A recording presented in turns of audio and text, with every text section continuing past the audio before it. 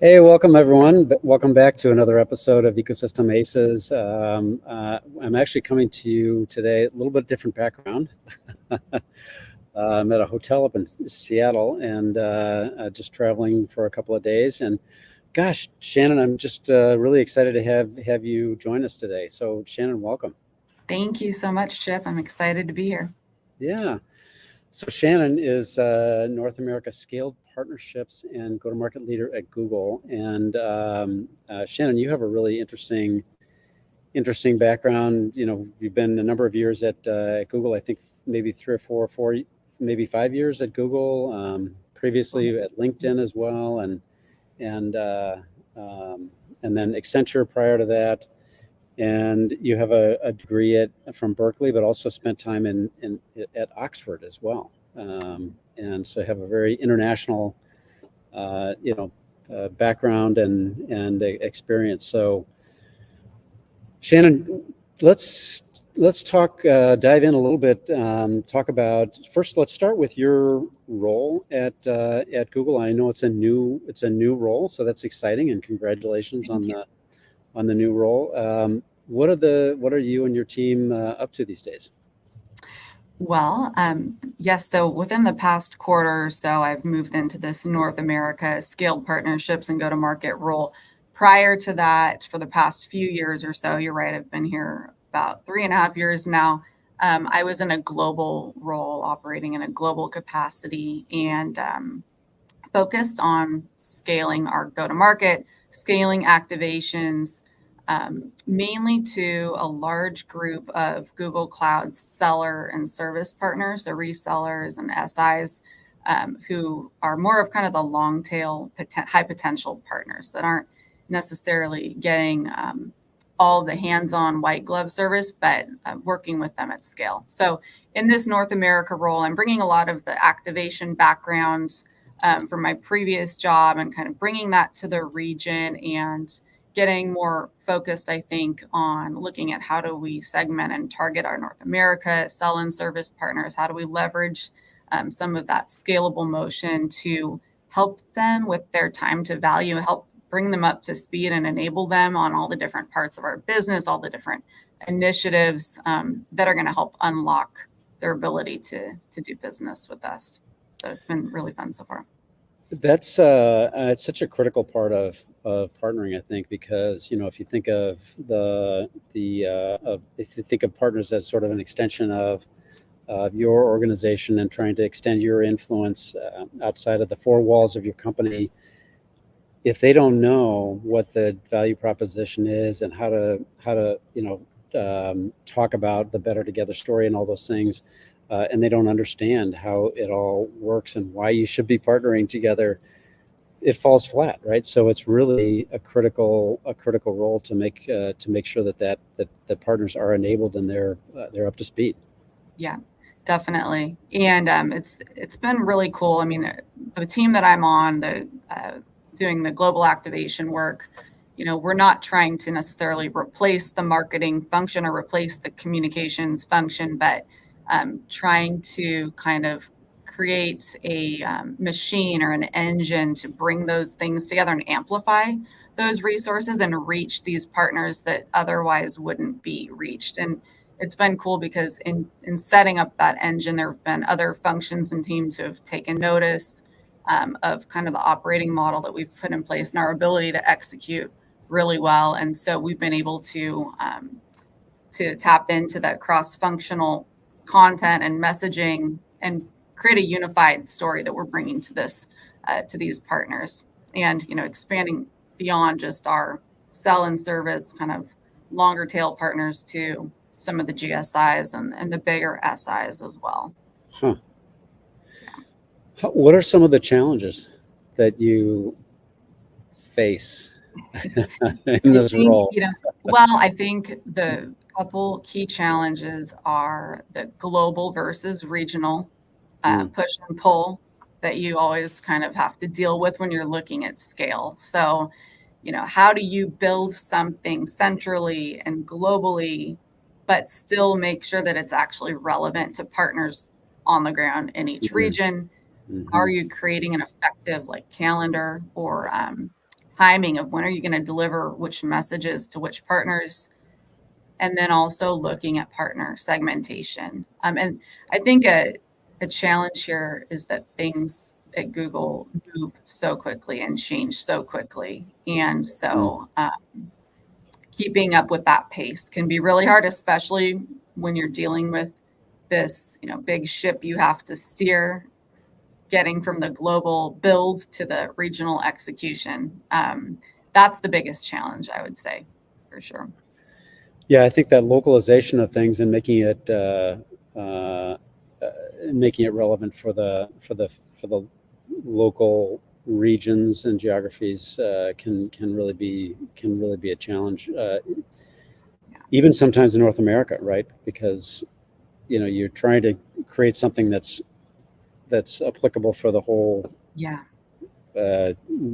all regions, and maybe it just, once you get into local regions, then it's always there's some kind of, even beyond language and those kinds of things, it's like, what are the capabilities, what are the unique requirements for that region? Yeah, definitely. And even within our region, even within North America, at least in the business that I'm a part of, this kind of scaled partner business, we've got a large number of partners, and it's not just one homogenous group of partners. They're very different. It's kind of a spectrum in terms of how much business are they doing with Google versus the other hyperscalers versus mainframe modernization. What are their capabilities, when you're looking at things like Gen AI, for example, or data. And so even though I've moved out of the global role into the regional role, I still have a kind of push and pull or a tug of war in terms of how do you can't necessarily leverage a one size fits all approach. So how do you scale? That's the continual challenge, but I think that's what's the fun problem to try to solve too. Yeah. Yeah. Shannon, one of the things that we wanted to talk about, I think it's just so interesting, your sort of story and history, and I'd love to explore a little bit of that, your journey through, even going back to school and the areas that you studied and how that applies to partnerships and has sort of made you, brought that passion to your current role. Tell us a little bit about that. Yeah, I would love to. So I think my interest, or the kind of the spark in my soul for partnerships, started in a different context. So I studied international political economy at UC Berkeley. That was my undergraduate field of study. And I was really interested in the interplay between politics and economics. I didn't want to study politics and economics in a vacuum. I wanted to study them in an interdisciplinary approach. And that's why I went to Cal. And so, you can't, if you think about them, politics is power and people, and economics is money, and you can't separate the two. So they need to be studied together. So I'd always wanted to study abroad. And so I was able to go do the study abroad program while I was at Cal.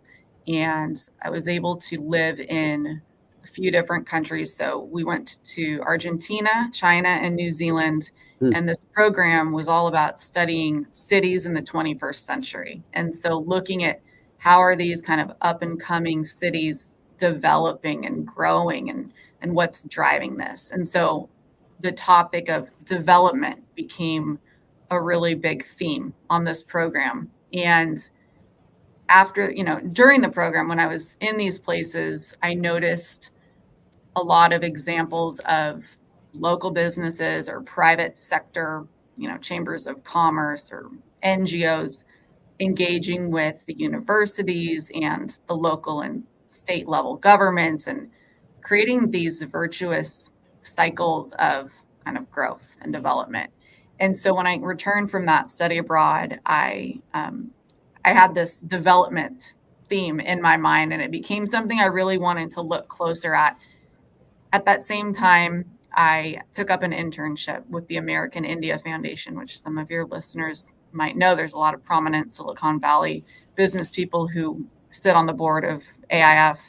And I was able to get immersed in kind of the world of technology and education in the context of India, Mm-hmm. and looking at how was India working to create partnerships between NGOs, private businesses, the government, education systems, and schools to drive social and economic development. And so they had this program called the Digital Equalizer Program, where they were trying to bring technology into the classrooms in India. And I was part of an initiative where we stood up kind of a cross-cultural literacy program between schools in the Bay Area and schools in New Delhi. And the purpose was to foster cross-cultural dialogue, but also help with, English language schools, and also sharing ideas between the two cultures about how could we make our respective societies or communities or places better, sharing ideas. And I was able to go out to India and meet the students that participated in that. But again, the theme of development and the role of partnerships between private enterprise, education, government, and in driving that became really clear to me through these different experiences. And so towards the end of my time, Sounds a lot like partnering. it It's because it's always bringing, you've got two or multiple companies trying to work together and bringing the cultures together and getting everyone familiar with each other to go work together. Yeah. And everybody brings something different to the table into the partnership, but it's all for the shared goal of development or growth. I think, growth is what I see as the result of partnerships and the aim of all partnerships. Yeah.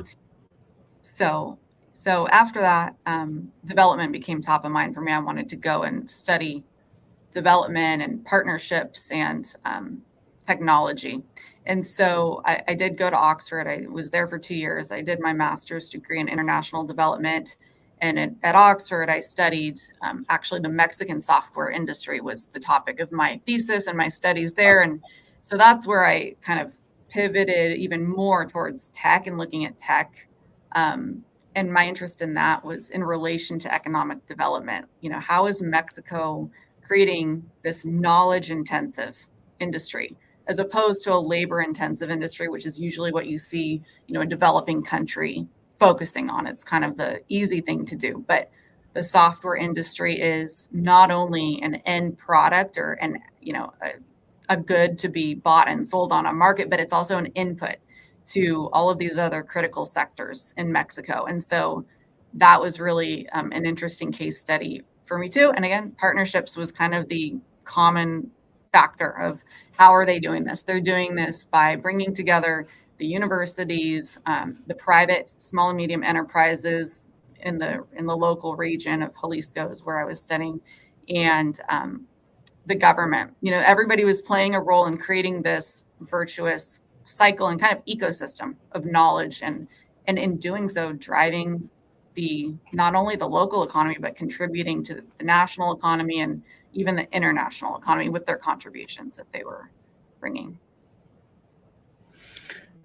So that's fantastic. I think it's there's a thread through it all, right? Yeah. And then Accenture. Yes. So, after I was done with school, I was ready to come get to work, and tech was just kind of the no-brainer option for me. I grew up in San Jose, born and raised in Silicon Valley, and tech was, the place that I knew I would end up. But I wanted to start out in a role that was kind of more behind the scenes to learn about business. And so I wanted to go into management consulting. And so I ended up at Accenture, and I was really fortunate, and coincidentally or not, my first assignment with the client was in the channels organization of a very big networking company that you might know that's also based here in San Jose. And so I was responsible for kind of leading change management associated with this really large scale transformation that Accenture and the client were partnering on. another partnership, and learning in that role and in that work how to communicate to partners and at scale, because there were tens of thousands of partners that were going to be impacted by this transformation. Mm-hmm. And so that was kind of where I started my career, was in channels, in tech, but with the lens of not only management consulting, but a big tech company and a very partner-centric tech company as well. Absolutely. Right. Yeah, very much. If it's the one I think you're talking about, very partner centric, Yeah. and Google is as well. I think. Yeah. I mean, let's bring it back to Google. In your role managing scale partners, so it's that has its own challenges as well, right? Because you can't have unlimited resources. Not every partner gets their own partner manager. You have to build things and think about the overall process, right? And how things are going to work in an organized way, and to be able to roll these programs out and not only manage the process, but the goals and the reporting and how you manage it in a large scale way like that. So how do you think about that? That could, for ways that could apply to folks that are listening today. Yeah, it's been such a cool ride so far for the past 3.5 years or so that I've been part of the organization. Our partner program has been around for about 5 or 6 years or so. So when I came on board, it had been here for a couple years, but very still early, I think, in a lot of ways. There were still a lot of areas that required a lot of building out. And so for a really long time, probably still today, we were really building and running at the same time and trying to build out these scalable processes. How are we tracking and reporting the work that we're doing? Let alone build out the actual programs and figure out how to execute them. But like, how are we measuring it? How are we going to track it and report on it at scale? And so Mm-hmm. that's something, I've been heads down in for the past few years, along with my amazing team and cross-functional partners who've built these things out, alongside me and the rest of the team. But I think dashboards are critical is one thing that I'll say, having that dashboard view as kind of, sometimes the sole person working on a really widespread, large scale effort. You have to automate.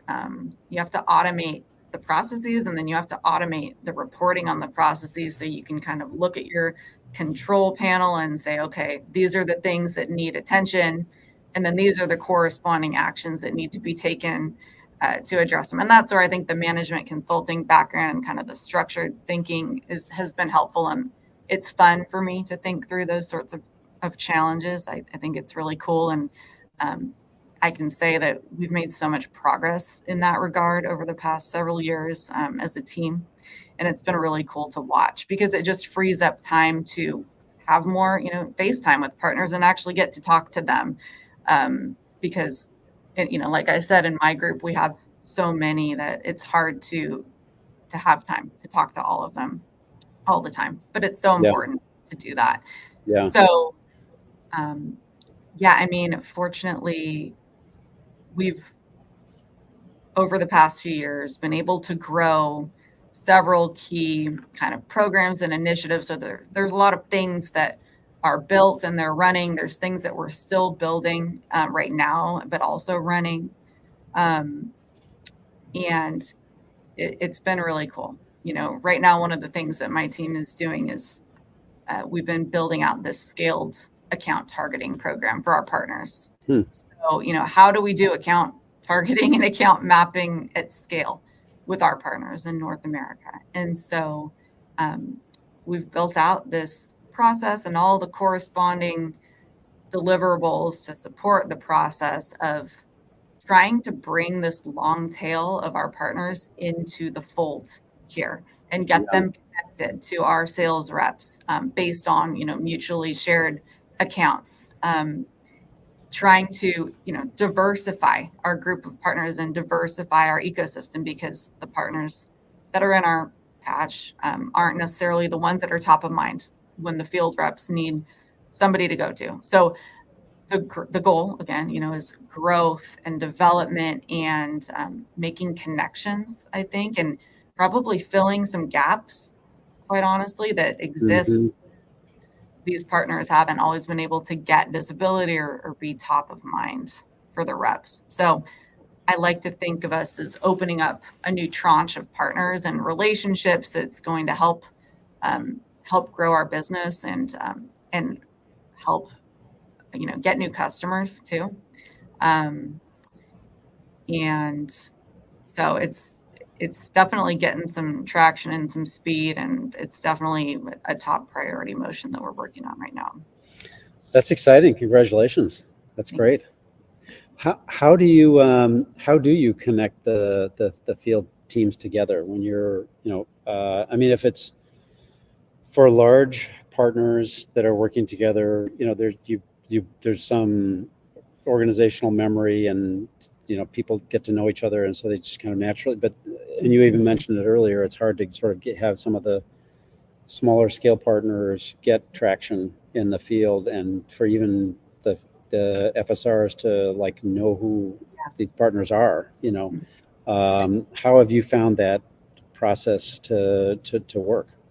So we work through, we have a team of what they call partner advisors. So it's not a Google or PDM, but it's partner advisors, and they look after partners more at scale. So, they might have, depending on how kind of we group our partners, they could have maybe 10 partners. Some of them could have 100 partners. It just kind of depends on their portfolio, if you will.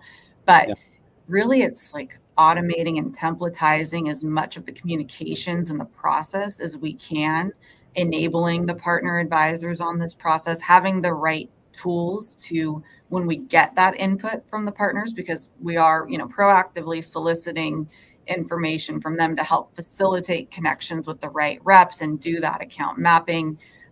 But we've been able to automate a lot of it, apart from kind of the manual email introductions that would happen, but the partner advisor would help facilitate.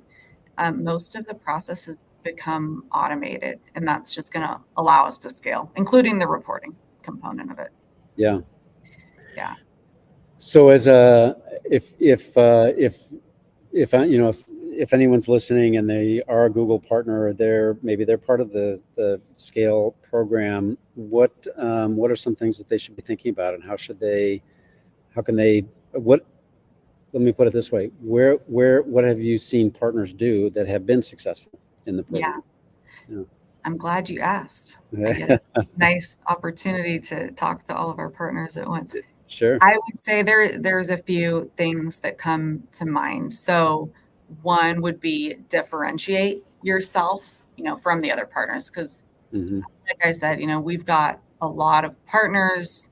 There's sometimes, a need to quickly differentiate. So the way, that you can do that would be show proficiency, not only in your capabilities to resell solutions or be like a value-added reseller, but how can you show thought leadership and services capabilities that are needed to help, the customer through like a services engagement? How can you support the deployment, the delivery, the support of the solutions that are being sold? And so kind of shifting that thinking away from necessarily like a transactional motion to a more strategic services motion. And the way that manifests at scale, for all partners, not just our segment of the scaled partners, but it's, it manifests in terms of things like obtaining a specialization. For example, there's many different areas where you can earn a specialization as a Google Cloud partner.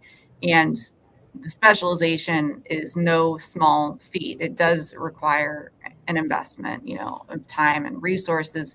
It's been likened to having a PhD in a specific area of Google Cloud. So it's really, it's a big deal, but it also is a huge enabler for partners, because, you're going to notice that specializations are going to be becoming only more important over time to obtaining funding and other incentives. You're going to see that coming up more and more. You're going to see that if you can't get funding because you don't have a specialization, it could be an inhibitor to doing business with us. And so that's a journey I would encourage all partners to get on now, because it takes time.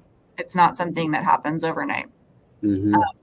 And so that's one, probably like the first thing I would say, is to get that checkbox ticked and get that badge of honor so that you're unlocked and unblocked for funding and for more opportunities to work with us.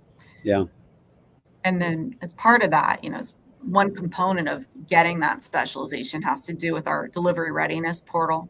Delivery readiness index is what it used to be called. And that's just making sure, as a services partner, that your technical folks are enrolling in DRP, that they're putting in their customer projects and experiences, their certifications, their training information, and then they are acting on the custom learning plan that the DRP will produce for them. So it's a really cool tool. I know you had Lee Moore on your podcast a little while ago, and I think he might have talked about some of this delivery stuff as well. So I would just reinforce that messaging. There's a big value to be gleaned as a partner from DRP. And I've heard good feedback from partners. I've also heard it can be kind of a cumbersome task, but I think that the juice is worth the squeeze. There's a few ways that it's going to help you. And one is internally, you're going to be able to get better visibility into what your teams are doing. Like, what are their strengths? And also at the macro level, what is your organization strong in? What are some areas that you could look at developing further? At the micro level, each person who's enrolled in DRP is they get a custom learning plan based on what they input into the platform. So it will tell them where they need to kind of focus on building out their skills. So that's one really cool value add of DRP. The other one then is kind of from a Google standpoint. That information does come back to us. Google does see where are your strengths, where should we be plugging you in, to customer conversations and opportunities. And it also, again, will help unlock funding opportunities and just more opportunities, I think, to co-sell with us. So that whole specialization, delivery readiness, that's one bucket where I would definitely encourage partners to look. So that's amazing. I love the,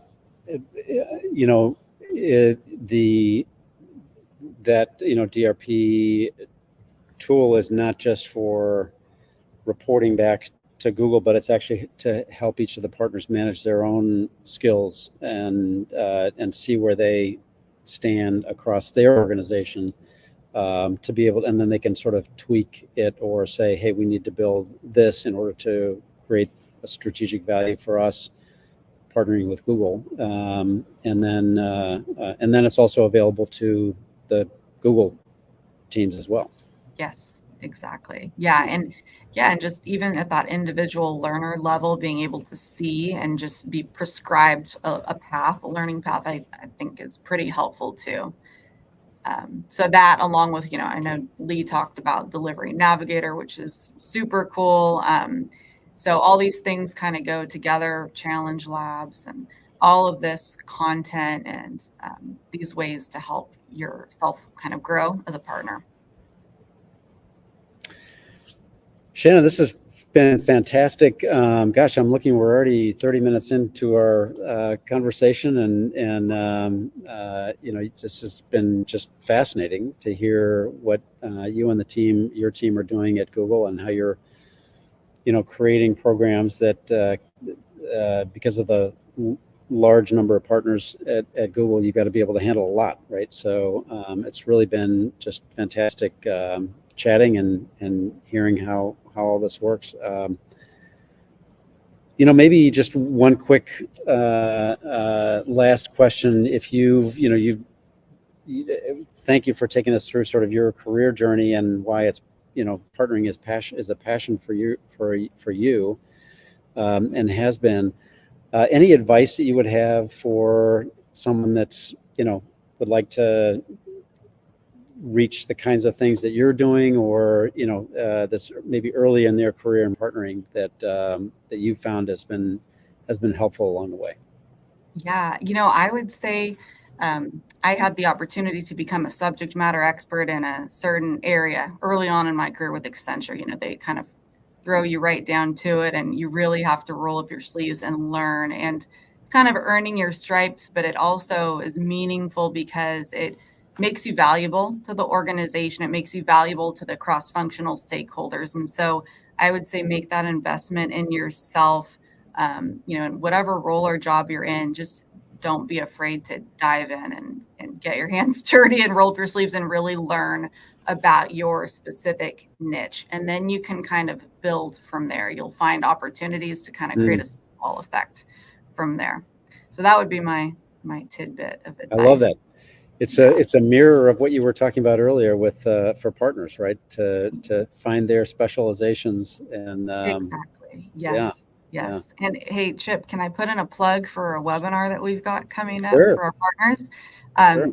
So we are running Gen AI enablement webinars for all of our partners that's a great every month. topic. Yeah. And so the next ones are coming up September 19th through the 25th. We've been doing these since June. I just did a LinkedIn post about it. If anyone wants to go, they can see that post. And then we'll be doing another series in October. And they're available in Spanish and Portuguese and English in all time zones. But it's going to introduce all of our partners to what are the technical and sales enablement paths and materials that they can use to become, more proficient with Google Gen AI. Wow, that's great. I'm sure it'll be a popular class. Yes, it has been. Thanks. Well, Shannon, thank you again for joining today and sharing all of your expertise and experience and the things that you guys are doing at Google. It's been fantastic, and really appreciate you taking the time. Thank you so much for having me, Chip.